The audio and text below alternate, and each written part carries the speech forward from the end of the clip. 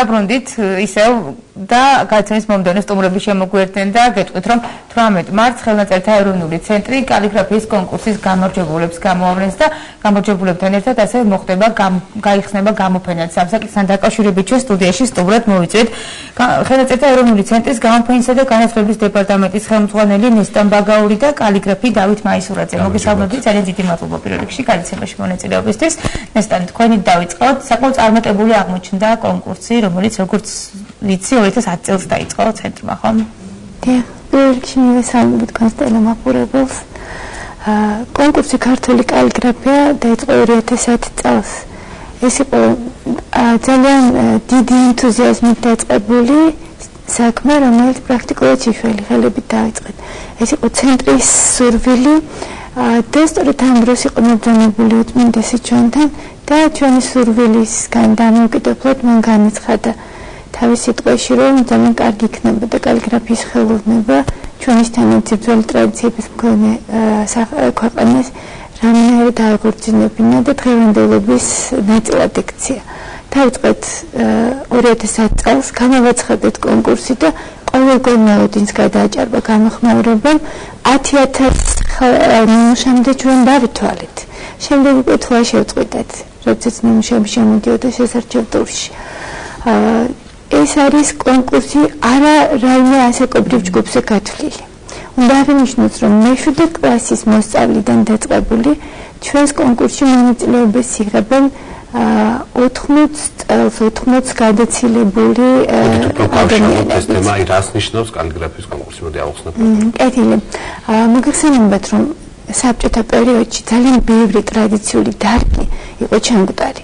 მაგრამ საბედნიეროდ ბოლო წლების განმავლობაში ქართული ფოლკლორი, იქნებოდ მინინგრის ხელოვნება, ხატწერის ხელოვნება ძალიან განვითარდა. ახალ ეტაპზე გადავიდა და დღეს უკვე ეს არის ჩვენი ყოველდღიურობის ნაწილი. რასაც ვერ ვიტყოდით ქართული კალიგრაფიის ხელოვნებას.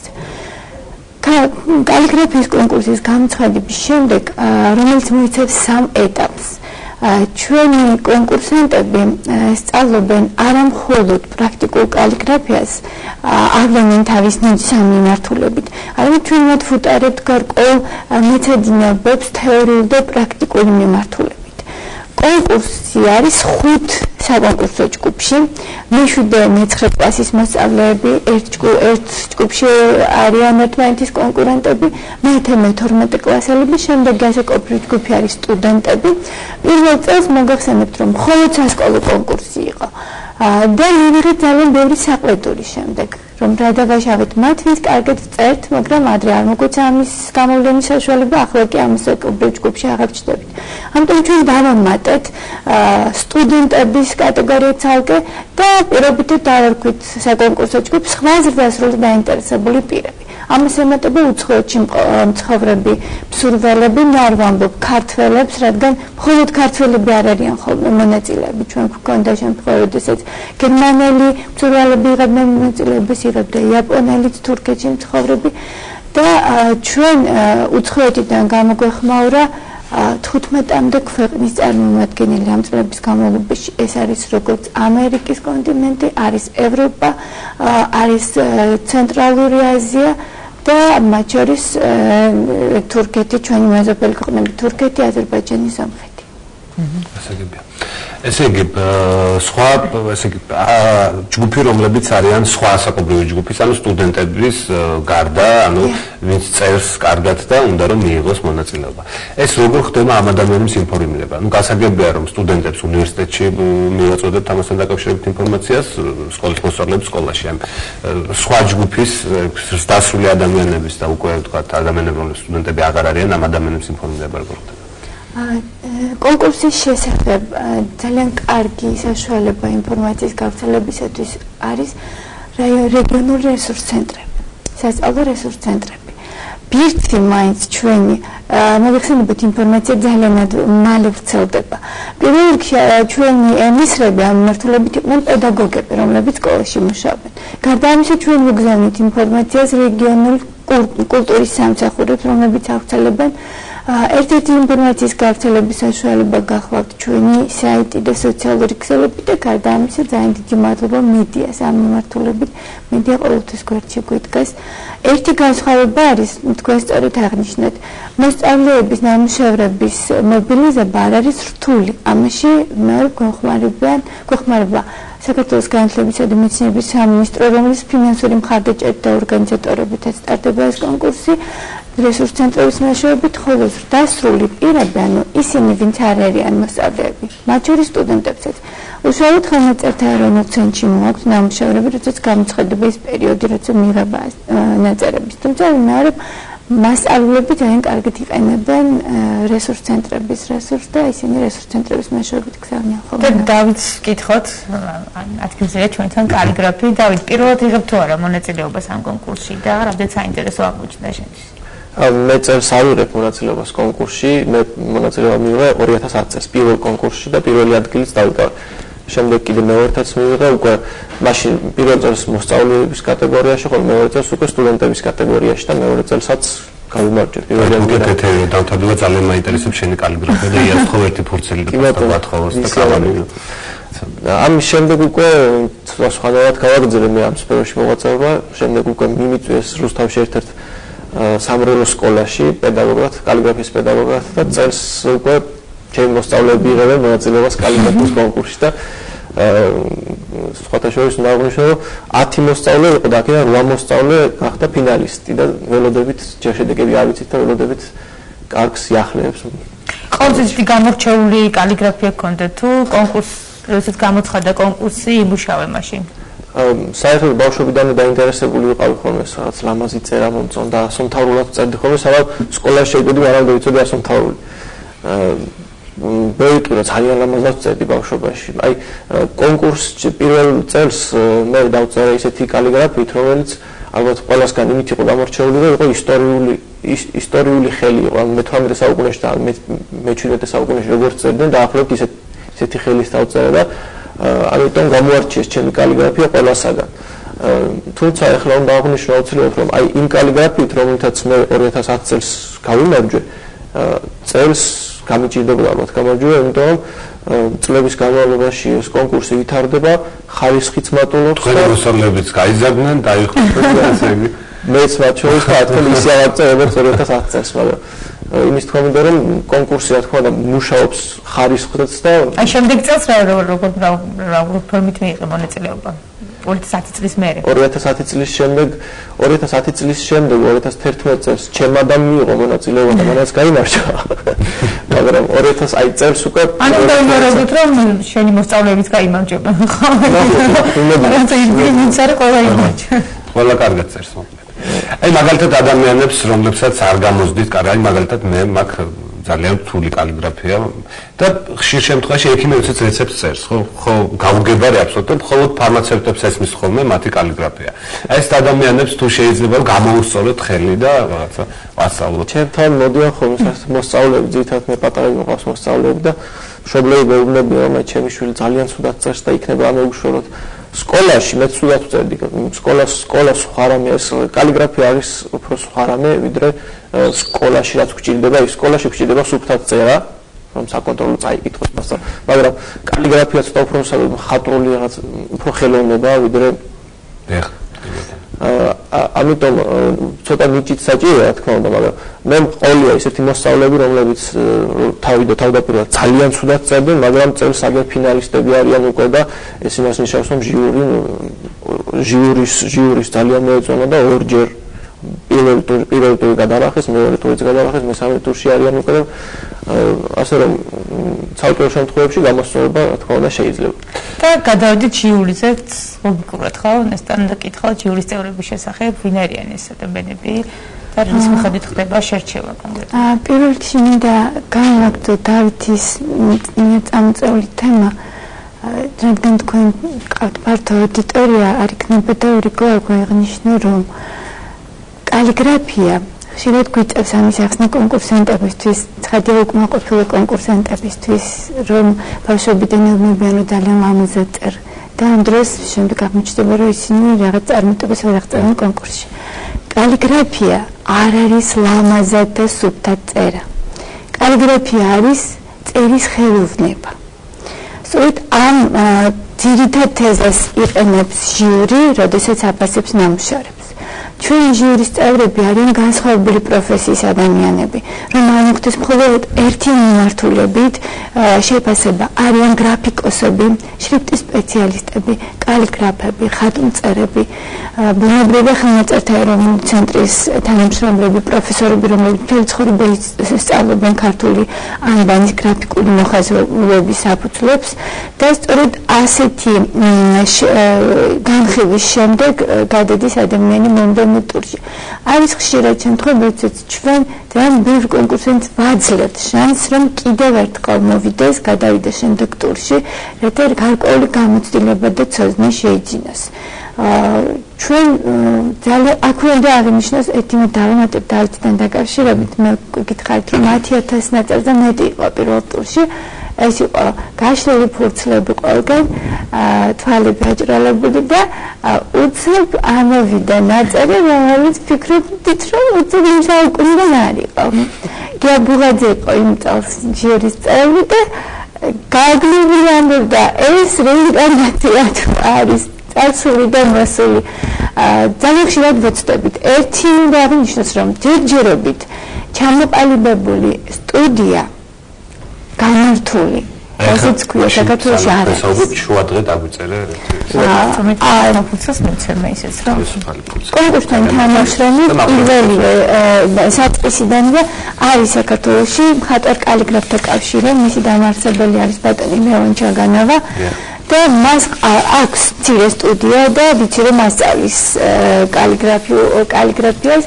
დავით მას მოგახსენეთ რომ აქვს სტუდია, არის უკვე მცირე გამონათებები, თუმცა ესეთი ჩამოყალიბებული სკოლა კალიგრაფიული ჯერ არ არსებობს. 2010 წელს მით უფრო არ არსებობდა და ჩვენ ამას გენეტიკური მეხსიერება დავარქვით, ანუ ამ ბავშვებისთვის არავის არ უსწავლებია. ისინი მოდიან არა რაღაცა პრაქტიკული ან თეორიული კურსის გალის საფუძველზე ჩვენთან. არამედ ესეთი მადლი დამადლებული აქვს ღვთისგან და ახერხებენ ჩვენს გაოცებას. განვითარება, რასაც დავითმაც გავს ხაზი მომდევნო კონკურსებში, როდესაც ჩვენ ყავს კონკურსანტები, რომლებიც 2010 წლიდან იღებენ მონაწილეობას. განვითარება მათი არის გამოუგნებელი. შემოაქვთ უკვე დეკორის ელემენტები ძალიან დახვეწილი და რაფინირებული, შემოაქვთ მინიატურის ელემენტები. გარდა ამისა, ძალიან დიდი მადლობა უნდა გადავხადოთ ფესტივალ ArtGens. ზუმბა ზაზა კორინთელი და არასამთავრობო ორგანიზაცია წამიც არის თანაორგანიზატორი ამ კონკურსის პირველივე წლიდან და იდეა მდგომარეობს შემდეგში. გამარჯვებული კონკურსანტები წარმოდგენილნი არიან ხოლმე ძალიან პოპულარულ ფესტივალ ArtGens-ზე. აქ ისინი მუშაობენ განსხვავებულ მასალაზე, კერამიკაზე, თიხაზე, ტყავზე, აცოცხლებენ ისინი ვაჟა-ფშაველას, რუსთაველის ფრაზებს და დამერწმუნეთ ძალიან სასიამოვნოა, როდესაც ფინჯანი, რომელსაც წინ დაიდგა, არის ვაჟა-ფშაველას ან რუსთაველის სტროფებით გაფორმებული. აი ჩვენი შუადღეც დამთავრდა და ვაღვაჩვენებთ მაყურებელს. ნახე ჩვენი თხოვთ ოპერატორს რომ ახლა უნდა ნაჩვენოს დავითის კალიგრაფია. ნახე დ ცოტა მაღლა ესე იგი. რაც შეეხება 18 მარტის ღონისძიებასთან ამასთან დაკავშირებით გითხავთ, ასე იქნება გამოფენაც ხო?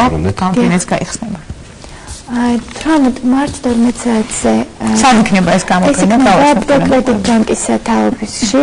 უნდა აღნიშნო, რომ ჩვენ განათლების სამინისტროს გარდა გორციკო დგას ძალიან ბევრი სამთავრობო, არასამთავრობო და კერძო სტრუქტურა. მათ შორის არის წელსკროპ ბანკი, მათ შემოგთავაზეს თავისი სივრცე, ვინაიდან ფართოვდება სრულების რიცხვი იზრდება და ჩვენი სივრცე აღარ იყოს. და გაცილებით იგეგმება ამ კალიგრაფიებს, რომელიც გამორჩეულია და ქართულ ფონდში რო ჩავდოთ ეს. ამ მიმართულებით მუშაობა მიდის. როდესაც ისმოდა კითხვა, ჭირდება კი 21 საუკუნეში კალიგრაფია. ერთ-ერთი მიმართულება ნამდვილად არის ეს, რომ უნდა ძალიან ბევრჯერ საუბრობენ დიზაინერები, რომ ქართული ფონტები არის ძალიან მწირი და ღარიბი. და თან ხშირ შემთხვევაში არის არც თუ ისე დახვეწილი. სწორედ კალიგრაფებისა და გრაფიკოსების ერთობლივი შრომის შედეგი უნდა იყოს ახალი ქართული შრიფტები მართალი ბრძანდებით თქვა. და ნუ ამ მიმართულებითაც ინტერესი არსებობს. ჩართულები არიან ჩვენი კალიგრაფები. რაც ეხება დაჯილდოებას, როგორც გითხარით, პროკრედიტ ბანკის სათავო ოფისში ყაზბეგის გამგზავრება იქნება 18-12 საათზე. ჩვენ გამოვთქვენთ გამორჩეული ფინალისტების ნამუშევრებს, ასევე გამოვთქვენთ მცირე წარმოდგენილი იქნება მცირედ უკვე კონკურსანტებიდან პროფესიონალიზმისკენ, როდესაც ვითარდებიან ჩვენი ყოფილი მონაწილეები, იქნება დაჯილდოება, სიგელების გადაცემის ცერემონია და გეპეტიშებთ დიდი სამართლი. და ტექსტი რამხელა უნდა იყოს აი მაგალითისთვის, აი რაც არის ეს. ეს როგორ არის? შესარჩევი ტურის დროს არიან აბსოლუტურად თავისუფლები. ტექსტის მოცულობის მასალის შერჩევისას აბსოლუტურად თავისუფლები არიან. შემდეგ როდესაც უკვე ჩვენთან მოდიან, ჩვენ ვცდილობთ რომ მივცეთ მცირე ტექსტი, რომ აქცენტი იყოს გადატანილი არა იმაზე, რომ მთელი ტექსტი მოასწრონ, არამედ იმაზე, რომ გამოვლინონ თავისი შემოქმედებითი ნიჭი. პირველ ტურში, წელს პირველ ტურში მივეცით დავალებად 100 ლით შევიტანეთ ჩვენ, ვინაიდან ისტორიული საბუთების ან ხელნაწერების გადაწერის საშუალება სხვა დროს არ მიეცემათ ჩვენ კონკურსანტებს და ხშირ შემთხვევაში დავითმა აღნიშნა ეს კალიგრაფია 18 საუკუნის კალიგრაფიული ეშმაკობები, რაც თქვენ შენიშნათ დონის ზემოთ რომ აიძანა დავითმა. ასეთი რამები სხვაგან არ შეხვდებათ და ეს გადაბმები მე ხშირად მათი ორგანული წერის ნაწილი ხდება. თუმცა მთავარი დავალება არის ხოლმე რამდენიმე სტრიქონი პოეზიიდან, ან ორი აბზაცი ტექსტიდან, რატომ არის აქცენტი ამაზე. აბზაცს როგორ გამოყოფს კალიგრაფია აბზაცისაგან, ამაშიც ჩანს მისი დახელოვნების ხარისხი და მისი გემოვნება. კი ბატონო. და ამ კონკურსის მიმართ ყოველ წელს მატულობს ესე იგი ადამიანების სურვილები, რომლებიც იცით რა არის? პირველ წელს ყველაზე მეტი იყო. ჩვენ ამას იმით ხსნით, რომ კონკურსის ხარისხი ბატონმა დავითმა მოიპოვა გამარჯვება. კონკურსის ხარისხი იმატებს თანდათან და საზოგადოების ინფორმირებულობა იმის შესახებ, რომ მხოლოდ ლამაზე და 10-იანებზე, ხო ეხლა 5-ები აღარაა. 10-იანებზე წერა არ არის საკმარისი იმისთვის, რომ კონკურსის მონაწილე გახდნენ.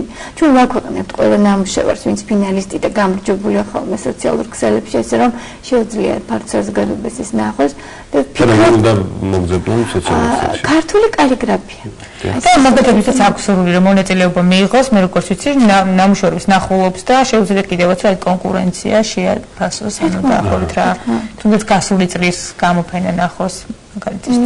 ეს ნამუშევრები ჩვენ ცენტრში არის წარმოდგენილი და ხშირად ვიყენებთ გასვლითი გამოფენებისთვის, გარდა ამისა ცენტრში ხშირად არის ხოლმე საზაფხულო სკოლები და სხვა სიმპოზიუმები უცხოელი მეცნიერებისა და სტუდენტებისთვის და ისინი საფრთხიანობაში არიან ყოველთვის ამ ნამუშევრების ნახვისას. და დავით მინდა კითხოს, ამ სკოლაში არიან დაინტერესებულები, რაც თავარია დავით, ხო? როგორც გითხარი. თავიდან მე 2010 წელს მქონდა მე რუსთავში ვცხოვრობ, რუსთავში არის სამრევლო სკოლა. რუსთავის საერთოდ ყოველთვის გამორჩეული არის კალიგრაფიის კონკურსი იმით, რომ მეტი მონაწილე წავს და მეტი ფინალისტიც და მეტი პრიზიორიც. არც ერთი წელი არ ყოფილა ისეთი, როცა რუსთაველს არ დაიკავებინოს რომელიმე საპრიზო ადგილი. ამიტომ ეს კიდევ იმაზე მეტყველებს, რომ რუსთავში დაინტერესება საკმაოდ მაღალია. პირველივე წელს მე მყავდა უკვე საკმაოდ ბევრი მოსწავლეები, თუმცა ძალიან პატარები იყვნენ ისეთი ასაკის, რომლებიც ვერ მიიღებდნენ მონაწილეობას კალიგრაფიის კონკურსში, ასაკობრივი ზღვარს ვერ აკმაყოფილებდნენ. აი შემდეგ წლებში უკვე თავთან უფრო მატულობს, შემდეგ ორი ჯგუფი მყავდა, მერე სამი ჯგუფი და ასე შემდეგ თავთან მატულობს დაინტერესებაც და ასაკიც სხვადასხვა წელს მაგალითად მე მყავს როგორც მესამე კლასელს, რა თქმა უნდა, ისეთ დატვირთვით ვამუშავებ როგორც უფროს კლასეს, მყავს მე-6 კლასელი, მე-12 კლასელი და მყავს ჩემზე უფროსი მოსწავლეებიც. და უფრო ბიჭები ვინ თუ გაგონია ჩემი საყვარელი თემა ეს მაინტერესებს ხოლმე. სხვათა შორის თანაბრად არიან. არ არის წარმოდგენა სწორი, რომ მხოლოდ გოგოებს შეუძლიათ რამაზად წევა, ან კიდევ ისტორიულად რომ კალიგრაფია მხოლოდ მამაკაცების საქმე იყო. კალიგრაფია ორივეს თანაბრად ეხერხებათ, მოკლედ თანაბრად მყავს რაოდენობაც და თანაბარი ხარისხითაც ასრულებენ დავალებებს გოგონების და ბიჭებიც. დავით, რაც შეეხება პედაგოგიურ საქმიანობას, შენც მაინც ახალი იყო ეს კუთხე, ხო? აი, გარდა პრაქტიკული კურსისა, კიდევ რითი აინტერესებს მოსწავლეებს, აი მაგალითად თუ ხდება რაღაც აი, როგორი დათომასწავლებელი ხარ? დათომასწავლებელი ზოგადად საინტერესო. ახალისება როგორ ხდება ხოლმე? თავიდან მქონდა სხვანაირად წარმომედგინა ჩემი უბრალოდ მასწავლებლობას არ ვგეგმავდი, მე ვგეგმავდი რომ ჩემი ასაკის ხალხს მოძებნიდი, რომლებსაც გაუზიარებდი ჩემს წარმოდგენას, ჩემს იდეებს კალიგრაფიასთან დაკავშირებით, ისინიც გამიზიარებდნენ და ერთობლივად თქვათ გადავწერით რამე წიგნს, ანუ ხელნაწერებს შევქმნით, მაგრამ ისე აღმოჩნდა რომ შედარებით პატარებმა გამოხატეს დაინტერესება და დიდები ცოტა ხანი ჩუმად იყვნენ, სანამ შემდეგ უფრო ფართო საზოგადოების გახდებოდა ეს სკოლა ცნობი და შემჩა მასწავლებლობა 3 წლის მასწავლებლობასა და ამიტომ მეც მომიწია რომ უფრო მეტი მესწავლა, იმიტომ რომ მასწავლებლის გამოცდილება არ მქონია, სკოლის მოსწავლე ვიყავი მე თვითონაც. ამიტომ მოსწავლებელი იყავი, მასწავლებელია. ამიტომ ხელნაწერთა ეროვნულ ცენტრში ძალიან ხშირად დავდიოდი ვათვალიერებდი ძველ ხელნაწერებს, კითხულობდი ლიტერატურას და ძალიან ბევრი სწავლება გაიზარდა. გაორმაგდა და გასამაგდა ამიტომ. ეს შეიძლება რა თქმა უნდა პროფესიონალი კალიგრაფი შეიძლება აი თეორიულ საკითხებში, პალეოგრაფიაში პროფესიონალი რა თქმა უნდა არ მაქვს მე ჩემი პროფესია, მაქვს სხვა პროფესია, მაგრამ საკმაოდ კარგად ვერკვევი იმ დონეზე რომ შემიძლია ვასწავლო დაინტერესებულ საზოგადოებას ეს საქმე. და მოდი ხარ მაგალითად გარდა იმისა რომ როგორც ვთქვით ეს არის მაგალითად სუფთა წერა, ხო?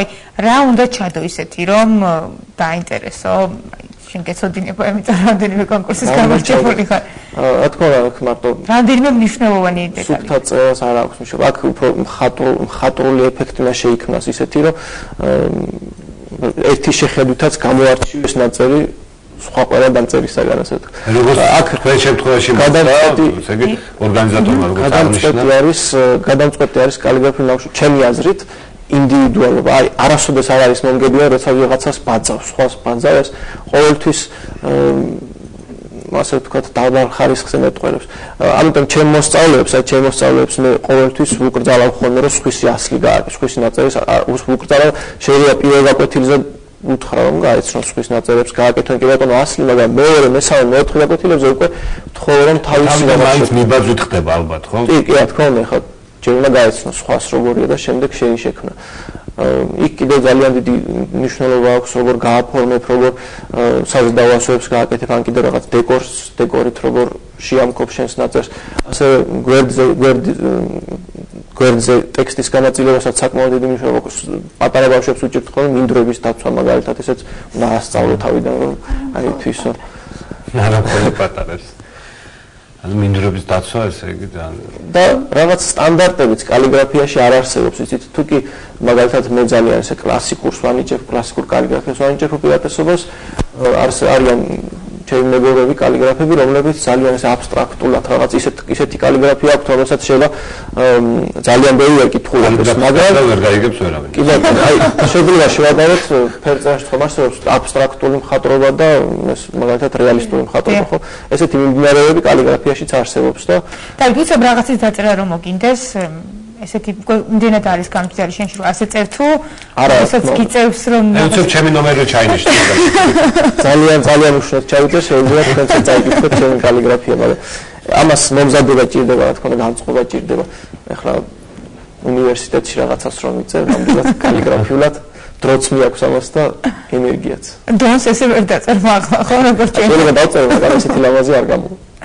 ძალიან კარგი. რაც ყველაზე მთავარია, პროექტი და კონკურსი აღმოჩნდა წარმატებული და ჩვენ ძალიან გვეხარია. ერთი ბოლო კითხვა ძალიან ცოტა დაგვრჩება, მაინტერესებს ქვეყნის ფარგლებს გარეთ, აი წელს ვინ მიიღო თუ არის მონაწილეები? წელს ყავს მონაწილეები სომხეთიდან, ყავს ირანიდან, ფეროიდნელი მონაწილე და ყავს მონაწილე ამერიკის შეერთებული შტატებიდან. წელს გაცილებით ცოტა ემიგრანტი მონაწილე ყავს, გაცილებით ფართო იყო ხოლმე ეს, მაგრამ წელს მოხდა წლის ბოლოს შემოდგომაზე ცოტა შემჭიდროებულ ვადებში ჩვენი კონკურსის განხორციელება და ამით ხსნით რომ მხოლოდ 3 ქვეყნის წარმომადგენელი ყავს ემიგრაციიდან.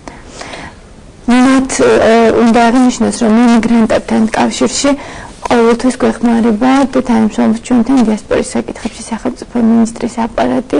ისინი არიან სპეციალისტები, რომელი ქვეყანა, რომელი მიმართულებით როგორ უნდა იმუშაონ და ეს შედეგს იძლევა. თანამშრომლობთ სამინისტროსთან, ხშირად ვაშუქებთ მათ პროექტებს და მოკლედ ძალიან დიდი მადლობა თქვენ ამ ძალიან საინტერესო პროექტისთვის. ჩვენ გვირდებით რომ გავაშუქებთ შემდეგშიც. როგორც ყოველთვის, ნამდვილად. გისურვებ რომ ბევრი კარგი კალიგრაფი აღეზარდოს ჩვენი ქვეყნისთვის. დიდი მადლობა დაგემშვიდობებით. კეთილსურვილებით.